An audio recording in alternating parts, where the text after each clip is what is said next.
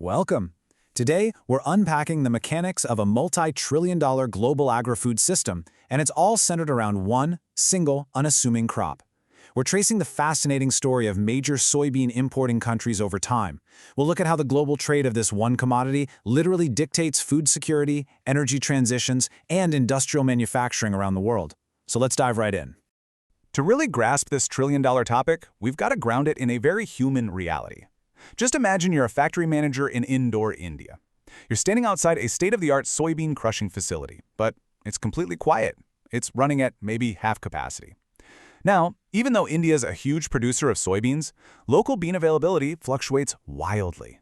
That leaves your incredibly expensive industrial infrastructure just sitting idle, which drives your unit costs absolutely through the roof. For this manager, the debate over agricultural import barriers isn't some abstract economic theory, right? It's about industrial survival. It's about protecting local jobs and, honestly, just keeping the lights on. And you know, this local struggle perfectly introduces a completely counterintuitive global phenomenon. It's called the processor's paradox. This happens when major producing nations actually require strategic imports just to maintain the resilience of their domestic value chains. I know, it seems totally backward, right? Why on earth would a country that grows soybeans need to import them?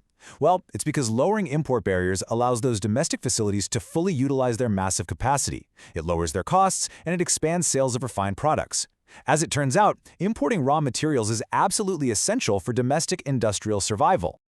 This whole dynamic brilliantly illustrates the unique dual utility of the soybean itself. I mean, it's not just a vegetable. It's a fundamental industrial building block. On one side, it gets processed into high-protein meal to fuel the world's booming livestock industries, but on the other side, it's refined into oil that feeds us, lubricates industrial chains, and increasingly powers our modern transportation through biofuel mandates. It is absolutely wild to think that a single crop is simultaneously feeding pigs and powering trucks. And because of that incredible versatility, the sheer scale of this system is just staggering. To put it into perspective, agricultural trade accounts for roughly 8% of all global merchandise trade value. Within that massive pie, the flow of soybeans moving relentlessly from the surplus-heavy regions of the Americas over to the demand-hungry markets of Asia and Europe has become a primary engine driving international economic development. Section 1. Mapping global soybean importers, the landscape of dominance. So, when we look at the global landscape, a really stark geographical divide emerges. The Americas serve as the world's net exporters, but the importers essentially group into three fascinating archetypes. We've got the absolute titan, the regions of steady sophistication, and the rapid rising engines. Let's break these down to see exactly who is buying and how they control the global flow of this critical resource. First up, we have the uncontested titan, China. Look, no country has reshaped the soybean landscape quite like China has. Driven by a massive demographic shift and a nationwide transition toward more protein-heavy diets, Chinese demand literally dictates global prices. Their dominance is so absolute that when their trade policies shift, like we saw with the 2018 retaliatory tariffs on U.S. beans, it triggers immediate systemic shockwaves. We're talking about altering planting decisions across both hemispheres. Next, we have the sustained leaders, characterized by steady sophistication. That's the European Union and Japan. Now, unlike China, their demand growth isn't exploding overnight. It's much more gradual. However, they maintain consistent, incredibly high import volumes. Why is that? Well, they have highly advanced livestock sectors and really sophisticated food processing industries, but they're severely limited by strict land and resource constraints. They simply don't have the physical acreage to grow with their advanced industries' demand. Then we have the rising engines. Think countries like Mexico, Indonesia, Vietnam, and Thailand. These nations are absolutely rocketing up the import rankings. Their ascent is fueled by rapid urbanization and a rising middle class that's demanding more meat. To meet that demand, they are rapidly expanding their domestic poultry and swine industries. And those industries, in turn, require a non-stop steady stream of imported soybean meal to feed all those animals. But there is a massive wild card on the horizon, and it's India. We started our explainer with that factory in India for a very good reason. Analysts see India as a potential game changer. Right now, they're constrained by strict trade barriers designed to protect domestic farmers. But if India ever chooses to fully integrate its massive, currently underutilized processing capacity into international supply systems, it could dramatically shift global trade flows almost overnight.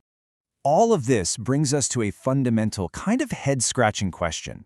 If you look at global data, you'll spot something pretty strange. Why do top-producing nations, countries that grow millions of tons of soybeans themselves, also import massive amounts of them? It feels like a zero-sum game, doesn't it? But as we're about to discover, the mechanics here are incredibly complex. Section 2. Structural drivers. Why nations buy what they grow. So let's see how this builds. This relationship between producing and importing is driven by three core structural factors. First, we have biofuel mandates, which create what we call the energy wedge. Second is the comparative advantage in processing. And third is the vital need for geopolitical resilience. Let's look at exactly how these play out in practice. The absolute best example of this energy wedge is the United States, which happens to be the world's second leading producer. Through policies like the Renewable Fuel Standard, the U.S. has created this intense internal demand to use soybean oil as a renewable energy feedstock. Basically, they are literally burning their crop for fuel. This creates a massive gap in their food and industrial sectors, which heavily incentivizes the U.S. to import other vegetable oils and animal fats to fill that gap, even while they're simultaneously exporting raw soybeans to the rest of the world. So the crucial point here is understanding the difference between hardware and software in agricultural processing. Just like we saw with India, a country might have the industrial hardware, the expensive crushers, the refineries, the big factories, but they lack the consistent agricultural software, which is the raw beans. So importing raw commodities isn't a weakness at all. It's a deliberate strategy. It allows nations to capture the high-value-added stages of the supply chain, securing those high-paying industrial jobs and stabilizing their domestic food supplies. The third big driver is geopolitical resilience. Think about it. If your entire nation's food security relies on one single crop, you definitely can't put all your eggs in one basket. Major importers deliberately diversify their sourcing. They split their supply lines between the Northern Hemisphere, primarily the US, and the Southern Hemisphere, which is primarily Brazil. This strategic hedging protects them against severe environmental conditions, droughts, or unexpected regional harvest failures in any single part of the world. Section 3. The future outlook. Efficiency over volume.